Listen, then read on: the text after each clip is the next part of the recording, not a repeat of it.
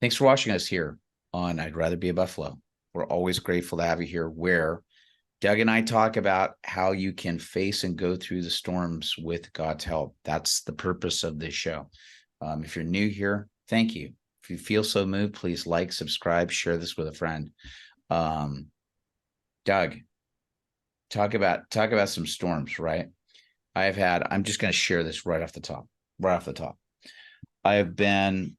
It's a blessing and a curse at the same time. I'm in this time of the year right now. Fortunately, some work stuff has picked up with some client work with some different companies and organizations I work with, which is great.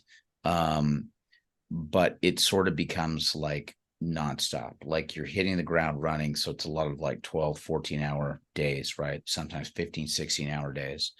And there's two things that come to mind for me with this, and probably a third follow-up at the end. The number one thing is when I'm in this season and going, and you're just like, hey, what's the next thing I got to do? What's the next thing I got to do?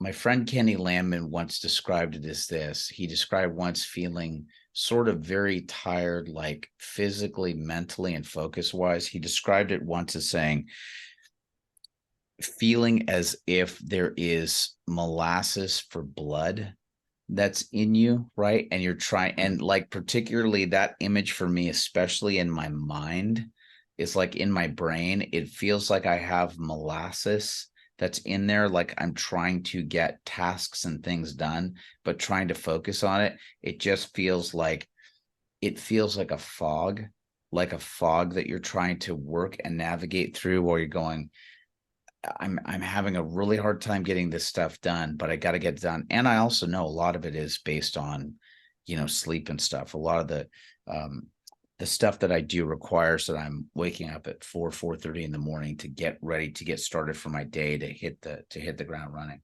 And this is this sums up perfectly what's been going on for me the last 2 weeks. I drive an older Prius, and occasionally on older Priuses, what will happen is the dashboard light will go in and out. It's literally just a fuse issue that happens with it. There's certain tricks that you can do with the buttons and all this stuff in order to make it trigger back on. I've tried to get the thing replaced, and of course, like anything that happens with any sort of thing, particularly, and this happens, I'm just going to call it out. This happens with Toyota Priuses, right? Where you just go, yeah, I just need this one little fuse change. Yeah, we're going to have to take out that entire dashboard panel and do this entire thing. And that'll be like a $2,000 job. And you go, yeah, I'm good. I can work with this. Let me just work with fuse. You know what I mean? Let me just work with the trick in the buttons and all the stuff. So because I've been going, and there's a lot of stuff where I have to travel to different sites and different things. I'm traveling from Los Angeles one morning. I have to get to a site where I'm supposed to be doing a presentation for this fundraising company. I'm supposed to be at this site probably about, I'd say about 7:15 in the morning. So I'm driving out to this site. I've left my home probably about 6:30. I'm just going to, I live in Studio City. Where I'm going to is in Santa Clarita, which is about, I don't know, 25, 30 miles just up the road from me. But you have to go past this one area where you're basically going over some mountains and stuff like that, and you're going to this section. I've been doing all this stuff, driving all over the place, and I get past this one part of the thing, and I start going, oh no, I think I'm out of gas. Oh no. Right? Oh. Because the dash goes in and out, and of course on these things, the dash, that indicator also lets you know what your gas level is. And all of a sudden I'm going right into a stretch, which is just like, it's sort of an uphill in through like a canyon pass thing or whatever, and going, oh, I've run out of gas. Like I've been going for the last several days. I haven't done it. I literally had to slow the car down, pull over to the side, I had never, a few times in the past, I had tried to use Uber and I just went, I'm not going to use it. The first time I'm using Uber, right? I literally had to I come over to the side. I'm in this canyon pass. I have to, in that heartbeat, try to call AAA. I knew with my time frame that was going on, like they're not going to get out to me fast enough before I have to do it, you know? And it was literally just to have them bring out a gallon of gas to fill it up, or whatever. And I just thought, yeah, I don't have time to do this. Had to call an Uber, had to go down like a side of a hill past a truck bypass thing. Then the guy shows up with a thing. I had to climb over a fence with all of my gear in order Oh for my this guy to word. pick me up. And anyway, it was just honestly for me, because oddly enough, this issue that I've been dealing with in this Prius, this has been happening for a number of years now. Because I just kind of go, it's an older car. Why worry about this, right? But this was literally like yeah, you're going to keep going. And if you don't pay attention, I'm literally going to speak this out loud because I need to speak this out loud to myself. There is a reason why we need to have touchstones or gauges or things that we can see where it's like literally check-ins with how we're doing, right? Like this. Yeah. This is honestly, Doug, I did not figure any of this out. This is all coming to me right now because it's true.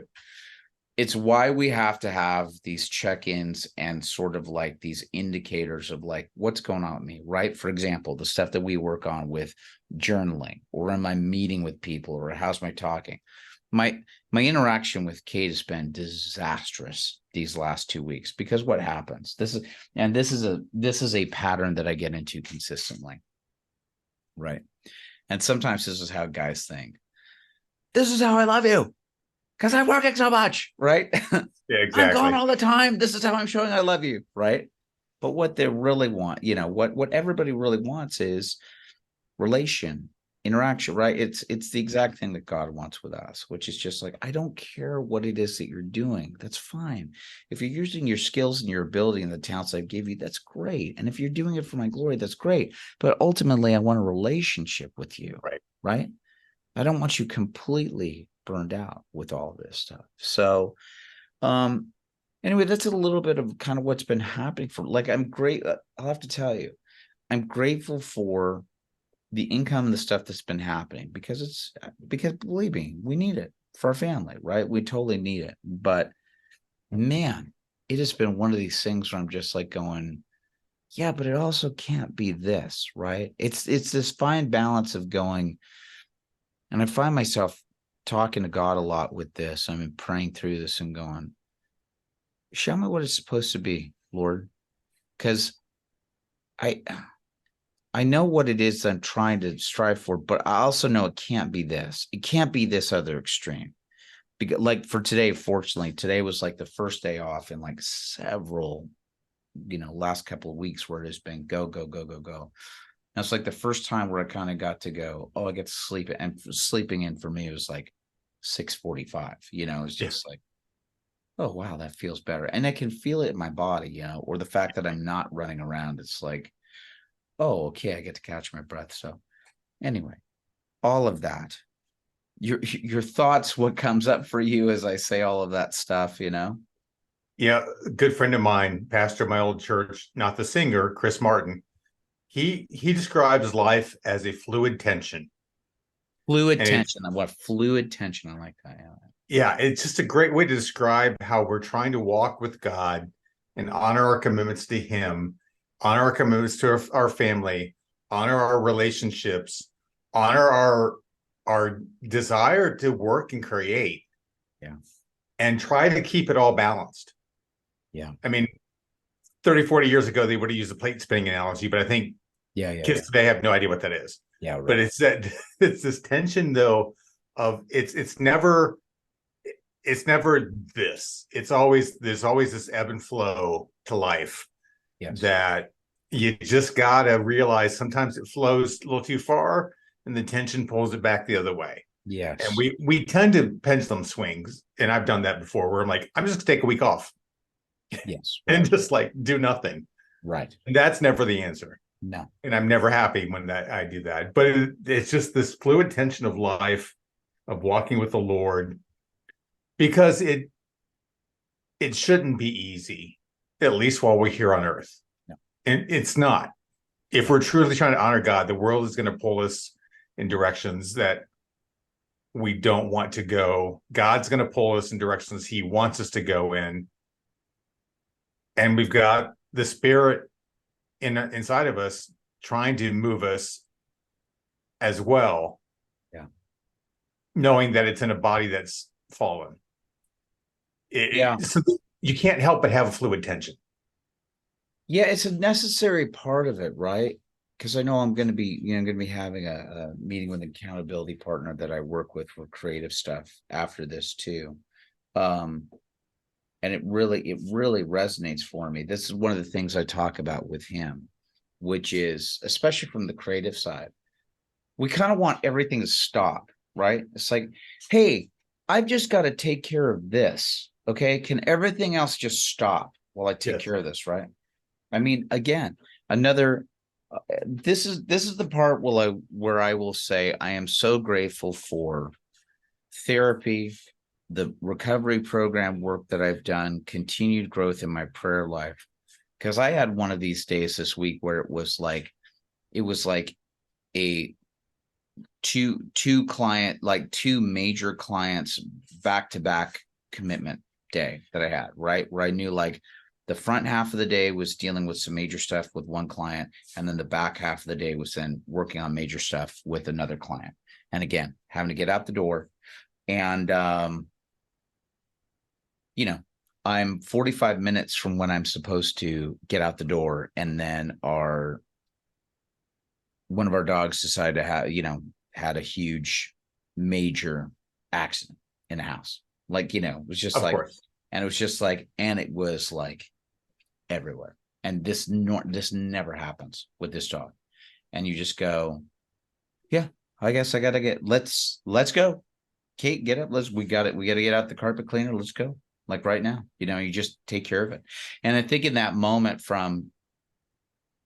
if that had happened to me 8-9 years ago, I would have been screaming, yelling, cussing, instead it was just okay, let's go. Let's get this done. Let's get the stuff done as fast as I can before I got to go, because that's the only way to take care of it.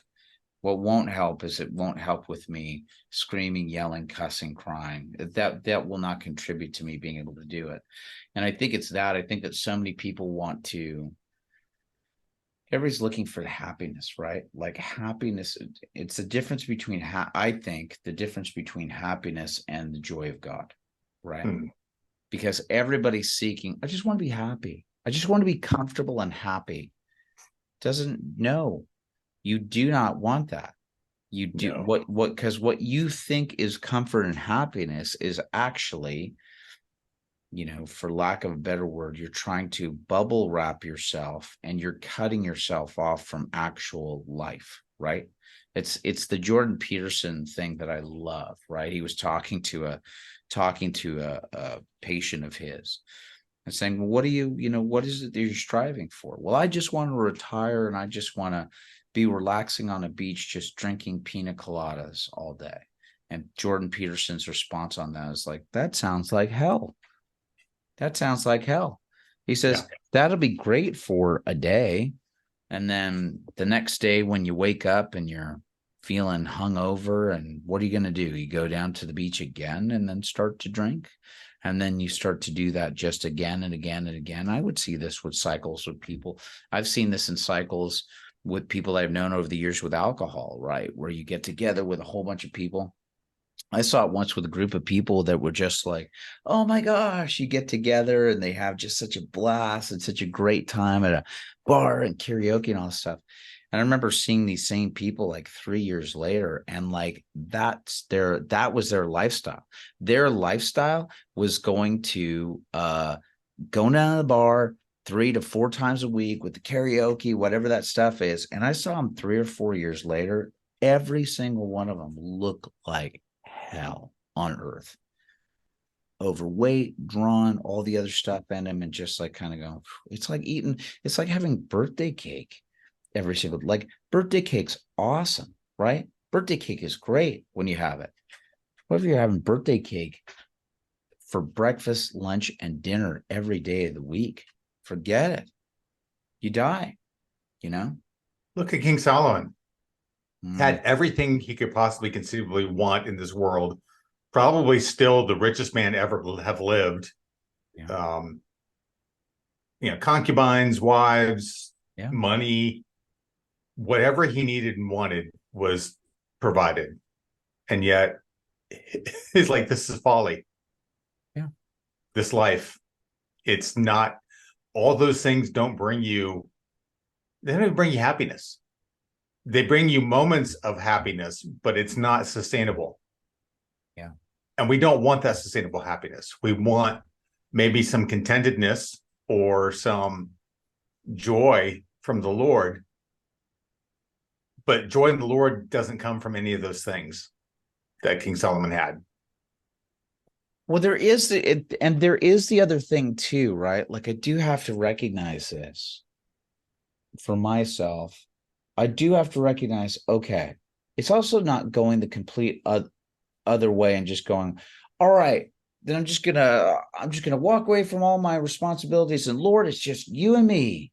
It's just you and me day and night, and we're just in contemplative prayer with each other, and then that's it. And it's like, no, there's also like the response, exactly what you talked about, like this fluid tension of like going, it's, you know what it is? It's not an either or, it's a yes and.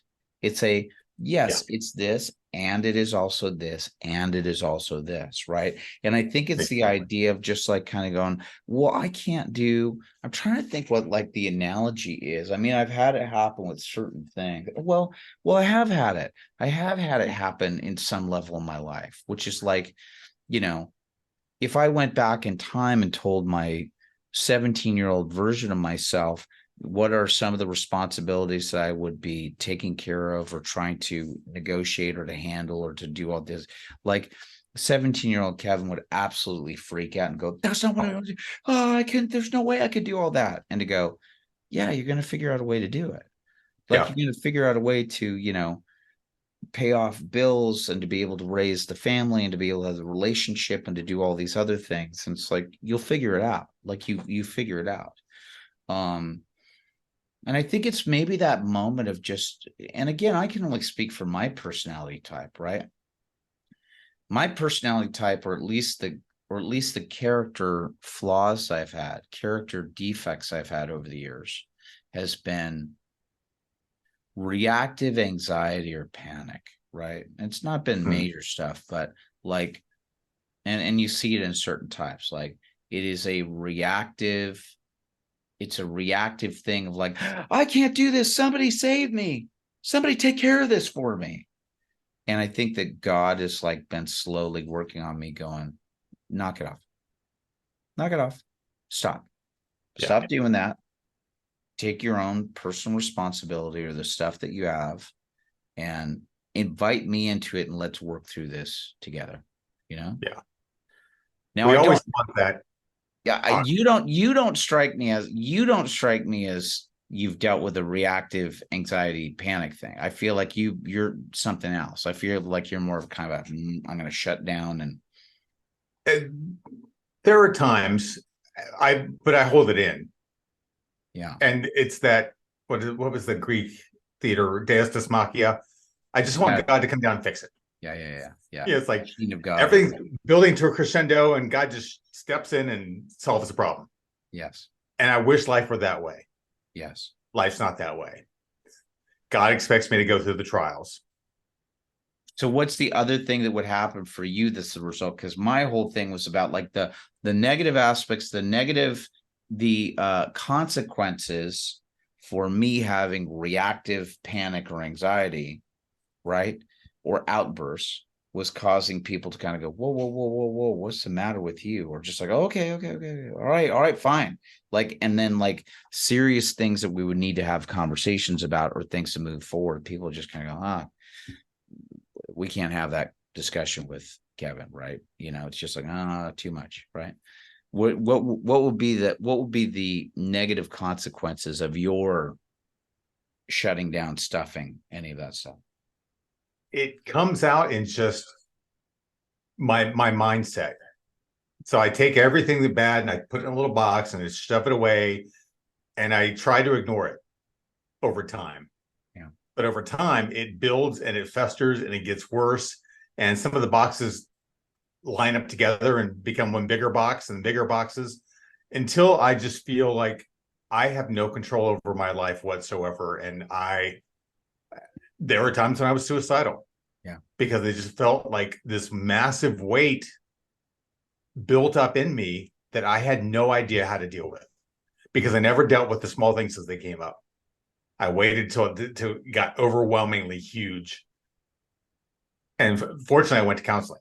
And I'm like, here you go, counselor. Here's this massive now 10-mile by 10-mile box that I have built up inside of me of all this stuff. Let's start there. Yeah. And then it's like, pick apart, let's break it back into smaller boxes and let's deal with this. Yes. And how you deal with, how did you not deal with this? And how could you have dealt with this? And what are you going to do in the future? Yes. And then go on to the next box. And that's the way I think God deals with us that way. Over time, he's slowly bringing up these boxes. We're never fully complete and mature until we're face to face with the Lord in heaven. Yes. And he's bringing these things out of us and saying, okay, let's deal with this. And sometimes I'm like, no, not yet. You know, right. And God's like, no, my timing, not yours. Yes, we are going to deal with this. Sometimes he lets me hold on to it longer, which doesn't help, but yeah, he does allow it. He knows I'm human. I will first thing that I'll say to God, like, you built me this way. You know how I am. That's pretty good. That's pretty good. It's on you, God. It's not on me. I really like that idea of like, yeah, I get it. It feels like it's a 10-mile by 10-mile box. And then to go, yeah, let's do this one little thing at a time, right? Let's do this. Let's take care of this next one. And oddly enough, we start finding, I believe, like over time, we start seeing the connections that some of these things have to some of the other boxes or some larger segments of stuff. Like you kind of go, this one box that I'm dealing with, oh, I've got like 100 more of those that are kind of this same thing. Yeah. So if I deal with the thing that's in this box, I'm kind of dealing with this section over here, right? Yeah. And it's kind of a continual process, and it sucks and it's embarrassing at times, but it's necessary. Right. And that's what gets difficult for people. And it was for me, that big 10-mile wide squared box that I was dealing with, I felt no one could ever relate to me. And so I never shared any of it. But when you start breaking them down into smaller boxes, oh, this person can relate to this issue I've dealt with. This person can relate to this issue I've dealt with. God can relate to all of them. Jesus has, no temptation except what is common to man. He knows us intimately and can help us unpack our boxes. I have found that so incredibly helpful, especially when I've been in rooms sharing stuff in group work, or if I've been in therapy. If I am authentically sharing something that I am going through, if I am being authentic with it, not caring about a couple of things, how anybody else views me as I'm sharing this, or trying to impress somebody else, or trying to play a victim to try and get somebody else to give me sympathy or to help me, right? Right. Like if I am authentically just saying, this is what I'm going through and this is how it feels. And I think when you're coming from that true place, again, I'm using a lot of these words that seem cliche and that seem overused a lot, but it's like, it's authentic vulnerability, right? It's authentic, and if you're in the right place for it, right? If you're in a recovery room or if you're in a therapy room with a person, because there's some, believe me, I've seen this happen in recovery groups where you can have people that kind of come in and it almost feels like they kind of want to be a one-upper in the room, And you just kind of go, yeah, I went through all, and it's almost, it's a version of attention seeking, I think, Right. for either I'm trying to impress people in the room, or I'm trying to gain sympathy or help from people. And it can't be that either.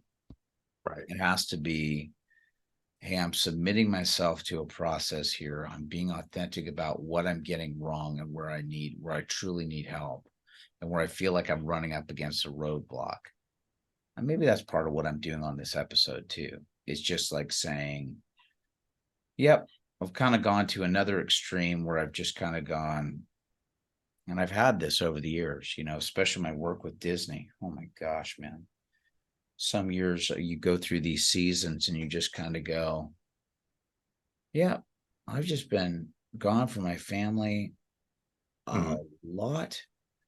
And yes, congratulations. I've ended up getting to another level of pay for the week, which triggers a different tax taken out, right? Right. Where Right. all of a Yeah. sudden you just go, yeah, that's kind of not worth it.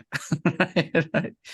Not to say that you shouldn't be working for that stuff or using tax as a thing as a deterrent for not Yeah. trying to reach your stuff, but yeah, maybe that's a part of it. It's just kind of going, all right, slow down, reassess. I think that that's probably what I've experienced here over the last couple of weeks, is to go grateful for the work, grateful for the running around and all that stuff, but kind of going, it's not that. Right.